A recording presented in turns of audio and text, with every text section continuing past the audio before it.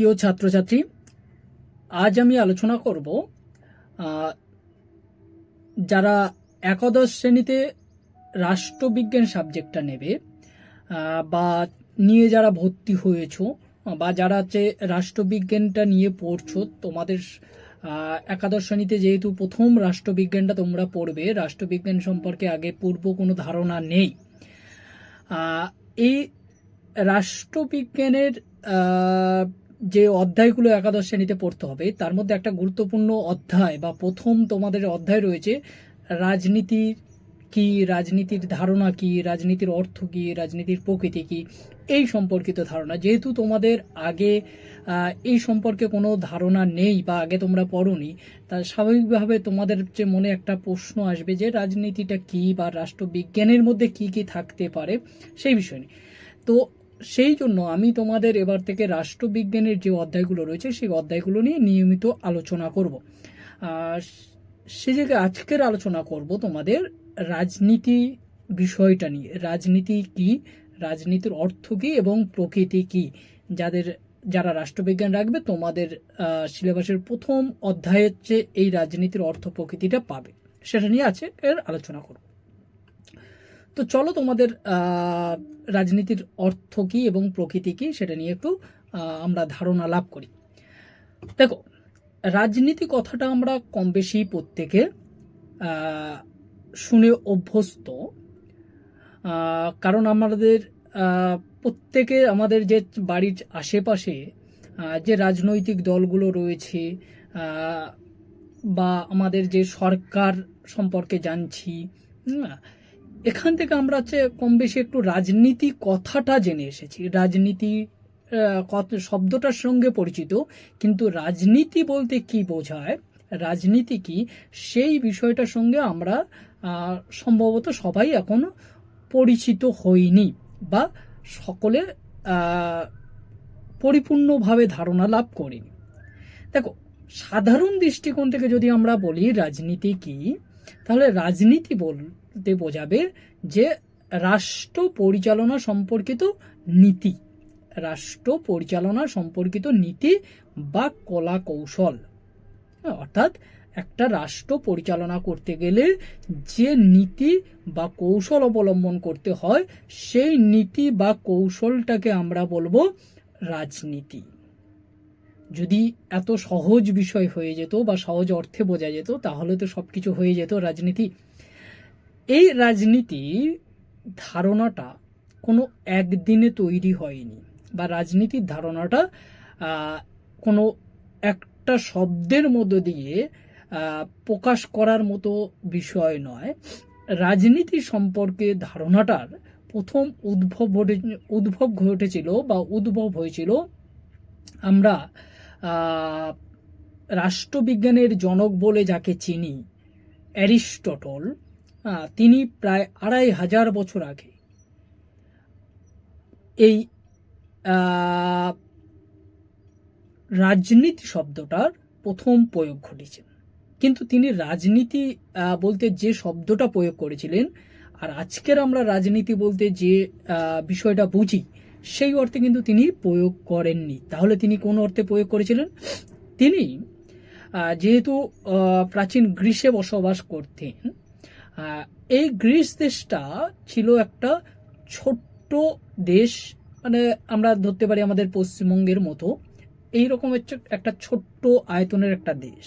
কিন্তু এই দেশটা টোটাল 158টা খণ্ডে বিভক্ত ছিল এবং এই প্রত্যেকটা খণ্ড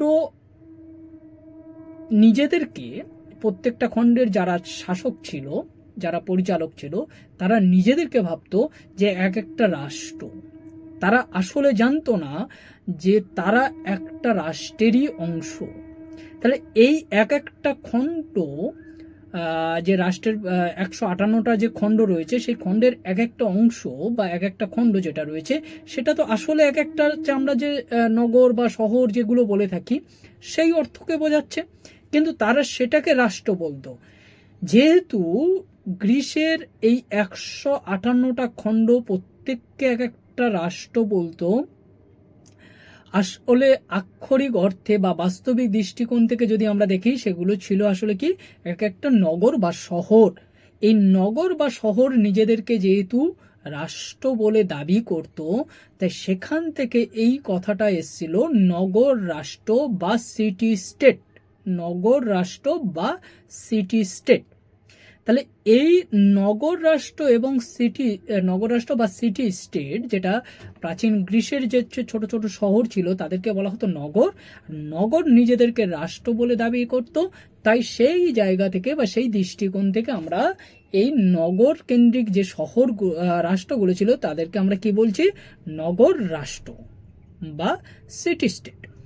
এই সিটি স্টেট মানে যেহেতু একটা রাষ্ট্র 158টা খণ্ডে বিভক্ত ছিল, তাহলে আমরা এখান থেকে একটা ধারণা পাচ্ছি যে একটা রাষ্ট্র কখন 158টা খণ্ডে বিভক্ত হয়, যখন তাদের মধ্যে অন্তর্দ্বন্দ্ব থাকে, যখন তাদের নিজেদের মধ্যে গোষ্ঠীদ্বন্দ্ব থাকে, যখন তারা পারস্পরিক সংগ্রামে লিপ্ত হয়, তখন তারা হচ্ছে এক একটা নগর রাষ্ট্রে পরিণত হয়।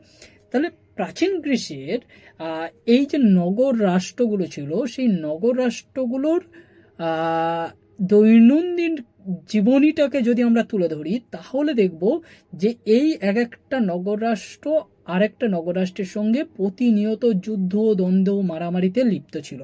এবং সকলে চাইতো কি, প্রত্যেকটা খণ্ড চাইতো যে আরেকটা খণ্ডের থেকে সে বেশি শক্তিশালী হয়ে উঠবে, সে অন্যকে নিয়ন্ত্রণ করবে, তার নিয়ন্ত্রণে সবাই থাকবে। তাহলে প্রত্যেকে যখন এই চিন্তা ভাবনায় বিশ্বাসী, তখন স্বাভাবিকভাবে কি হবে না, এদের মধ্যে অন্তর্দ্বন্দ্ব লেগে থাকবে। ঠিক আছে? এই অন্তর্দ্বন্দ্ব যে লেগেছিল, সেই অন্তর্দ্বন্দ্বের বিষয়গুলো পর্যালোচনা করে সেগুলো আলোচনা করার জন্য অ্যারিস্টটল একটা গ্রন্থ লিখেছিলেন।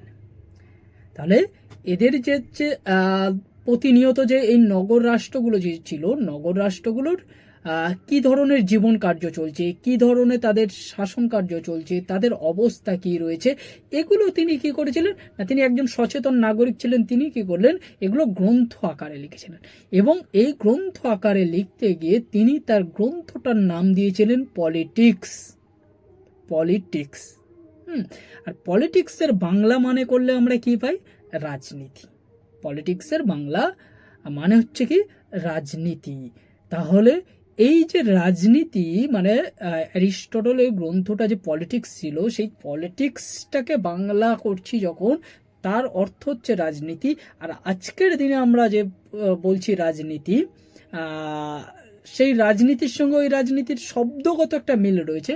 তাই ধরে নেওয়া হচ্ছে যে অ্যারিস্টটলের ওই পলিটিক্স গ্রন্থ থেকে রাজনীতির উদ্ভব।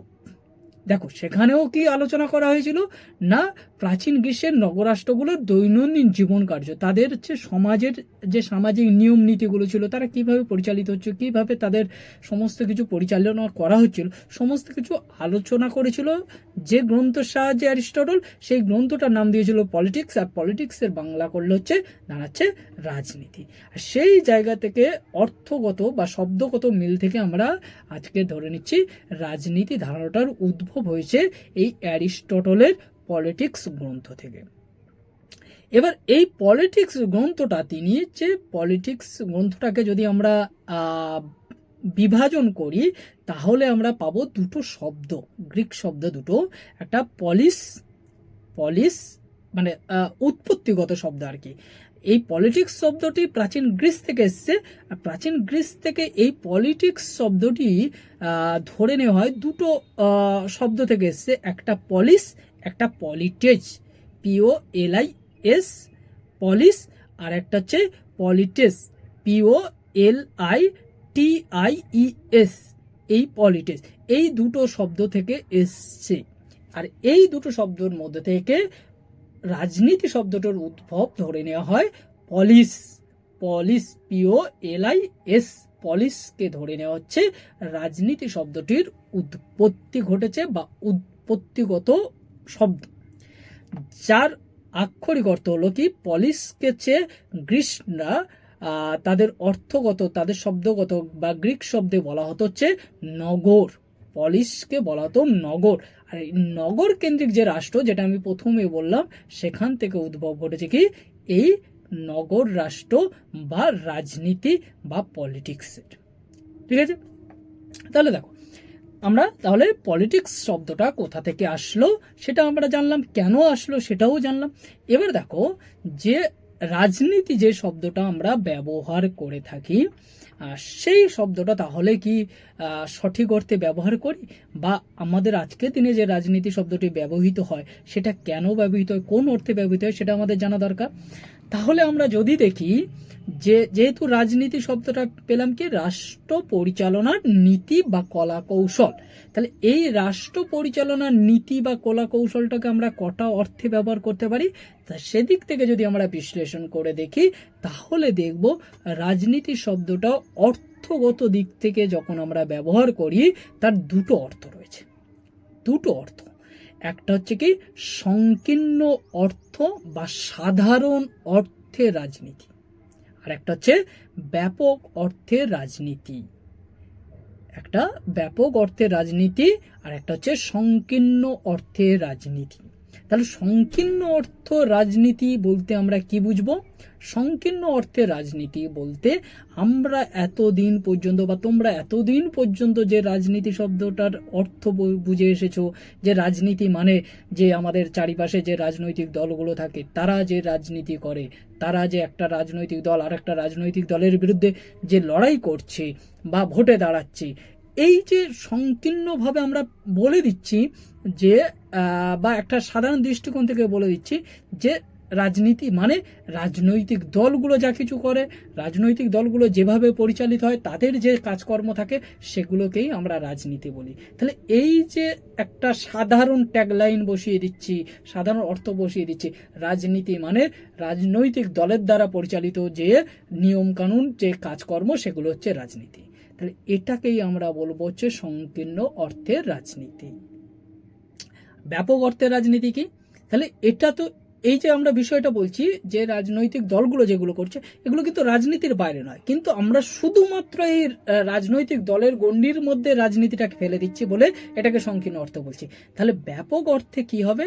ব্যাপক অর্থে রাজনীতি হবে মানে দেখো আমরা প্রত্যেকেই হচ্ছে কিন্তু কম বেশি রাজনীতি করি, মানে আমরা প্রত্যেকে যদি আমরা বলি যে রাজনীতি করি না তাহলে আমরা ভুল বলছি, কারণ আমরা প্রত্যেকে রাজনীতির সঙ্গে জড়িত, প্রত্যেকে রাজনীতি করি। তাহলে তোমরা বলবে যে কেন, কিভাবে হচ্ছে আমরা রাজনীতি করি? তাহলে সেই ক্ষেত্রে আমি যদি বলি যে ধরো তুমি তোমার হচ্ছে ভাইয়ের সঙ্গে বা বোনের সঙ্গে তুমি হচ্ছে একটা কোনো বিষয় নিয়ে মারামারি করছো, খাবার নিয়েছে কাড়াকাড়ি করছো, বা হচ্ছে দেখা গেল কোনো টিভি দেখছো, টিভি দেখার রিমোটটা কার হাতে থাকবে তাই নিয়েছে একটা যে গন্ডগোল করছো, বা ফোনে কার্টুন মানে কোনো কিছু একটা গেম খেলবে, ফোনটা ভাইয়ের হাতে রয়েছে বা বোনের হাতে রয়েছে, সেটা নিয়ে তোমরা যে কাড়াকাড়ি করছো, এগুলো প্রত্যেকটা বিষয় রাজনীতির অন্তর্ভুক্ত।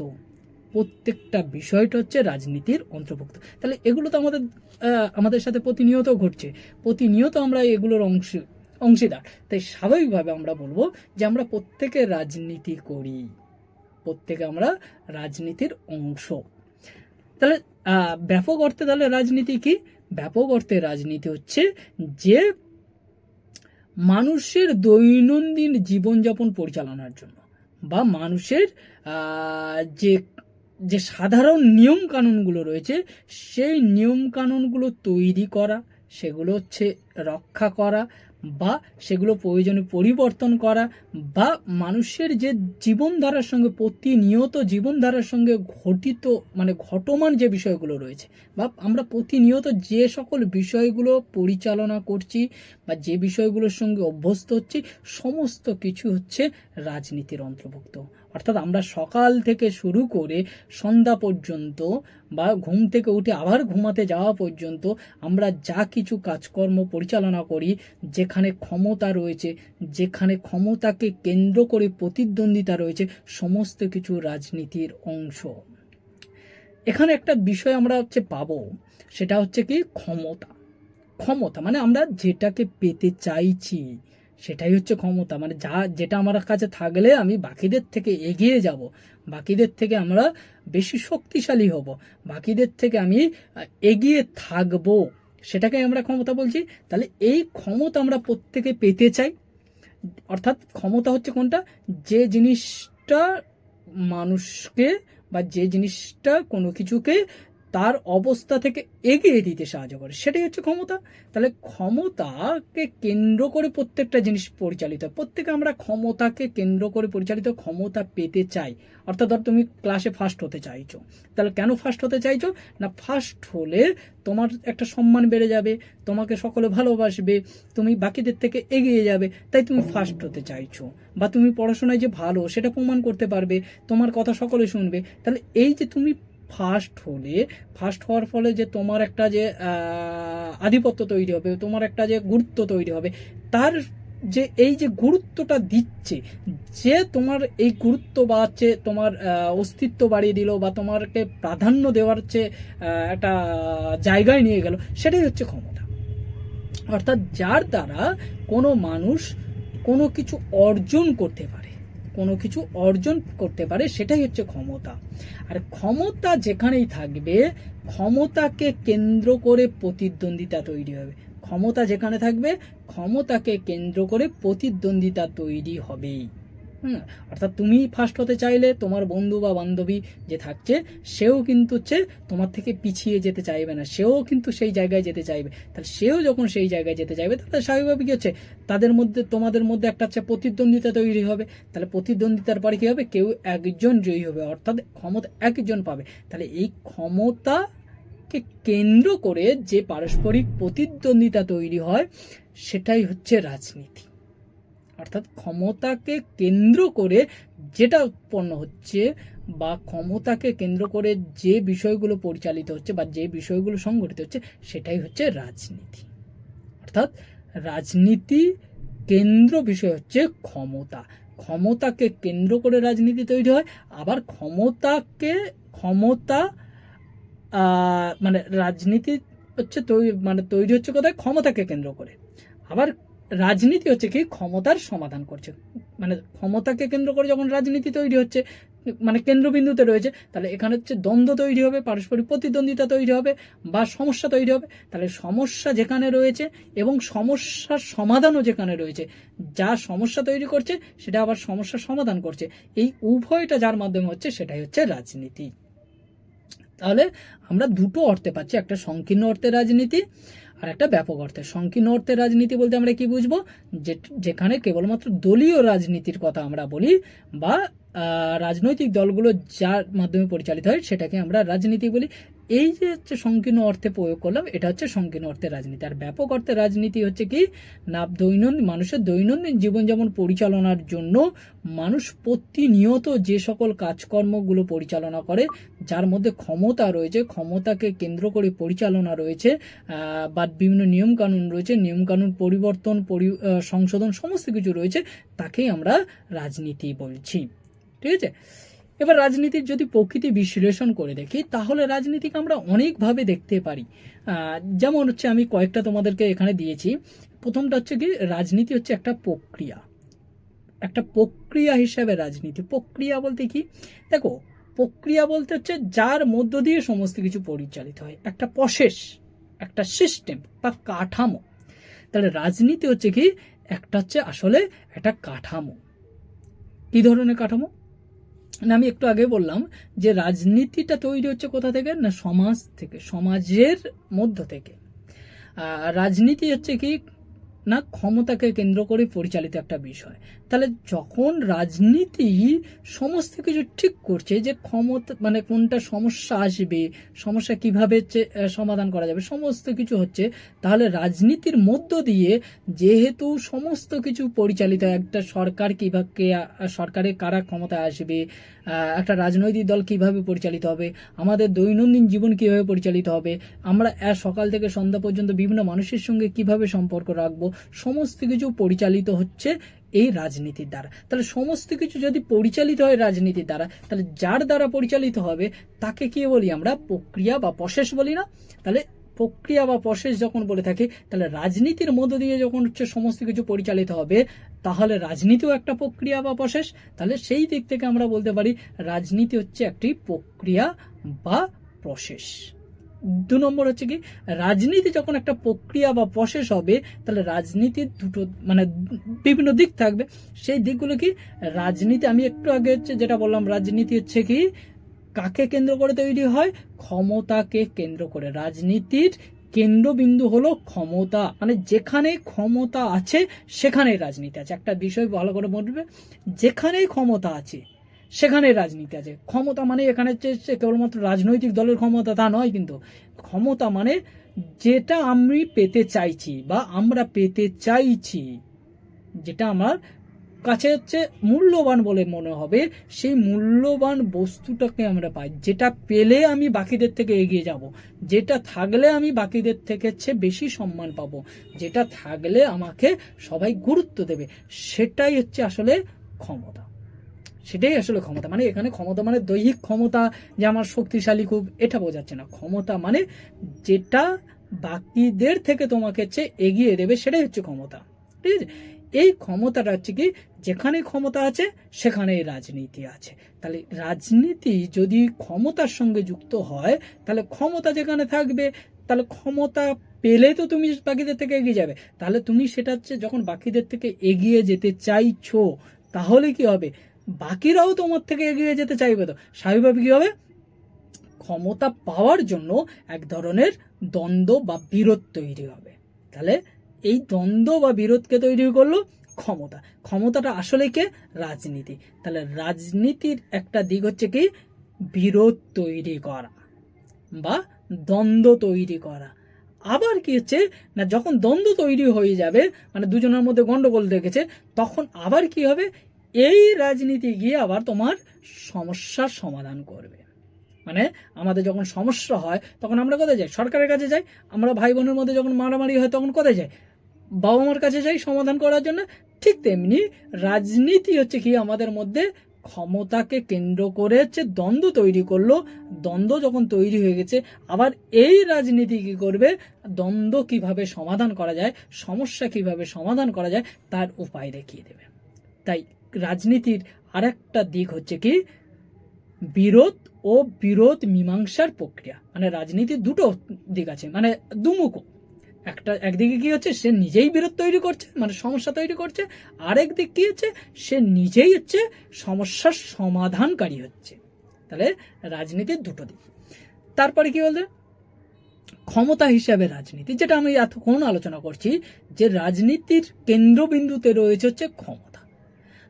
যদি ক্ষমতা না থাকতো, যদি ক্ষমতা প্রাপ্তির প্রয়োজনীয়তা না থাকতো, তাহলে পৃথিবীতে কোনো রাজনীতি বলে কিছু থাকতো না। তাহলে রাজনীতি আসছে কোথা থেকে, ক্ষমতাকে কেন্দ্র করে। ক্ষমতা যেখানেই রয়েছে সেখানেই রাজনীতি রয়েছে।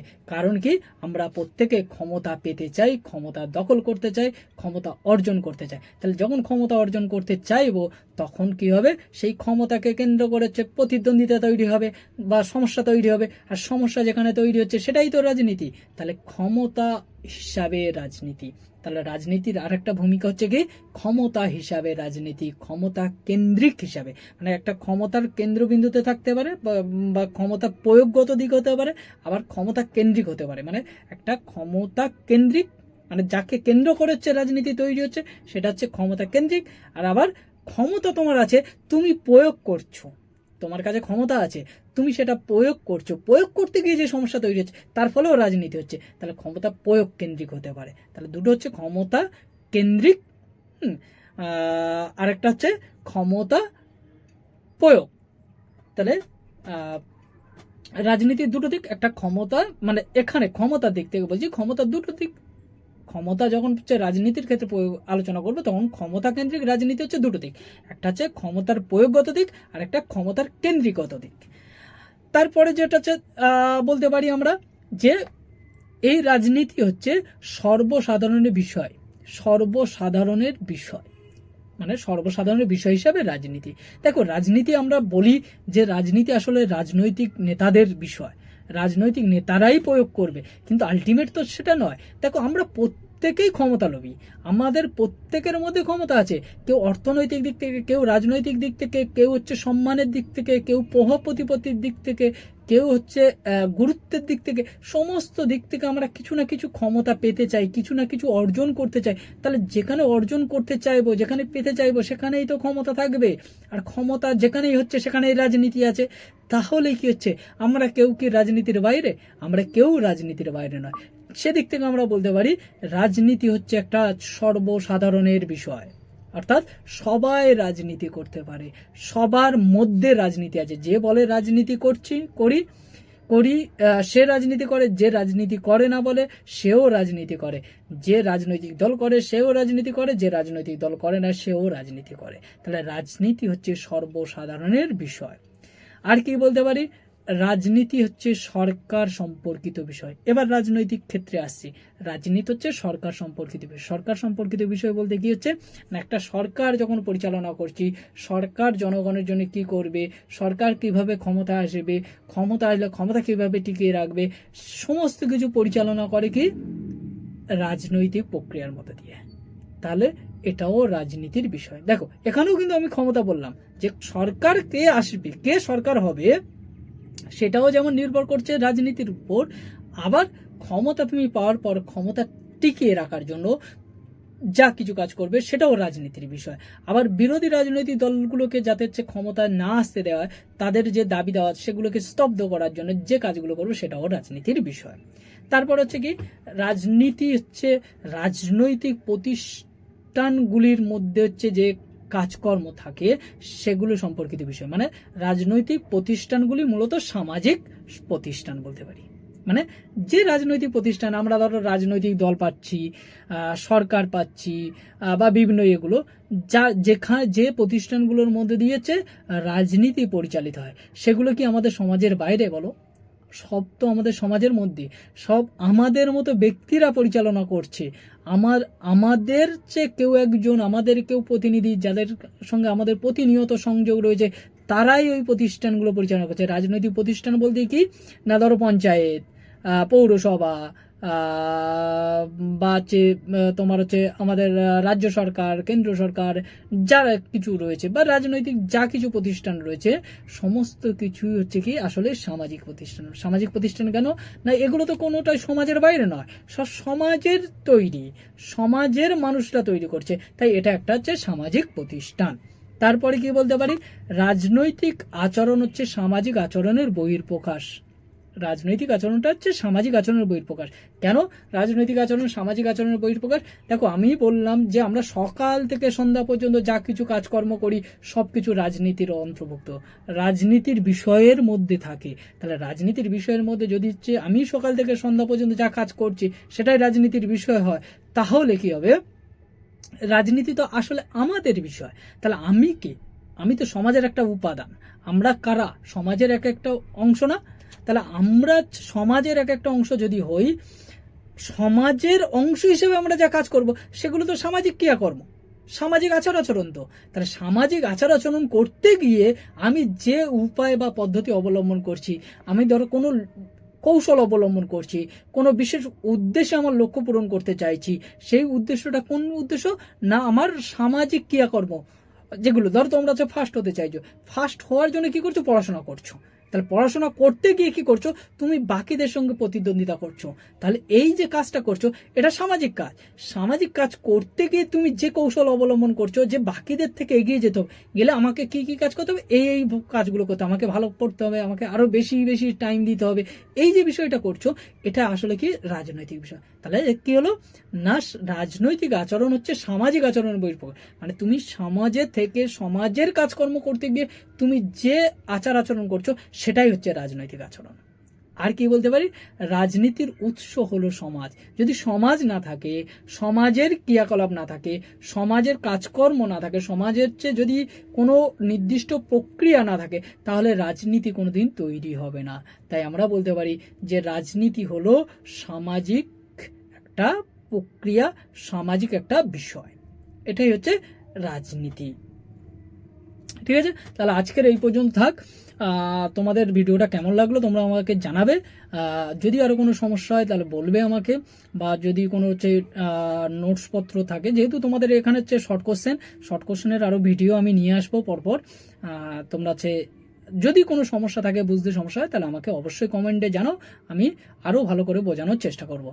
আজকের এই পর্যন্ত, দেখা হচ্ছে পরের ভিডিওতে।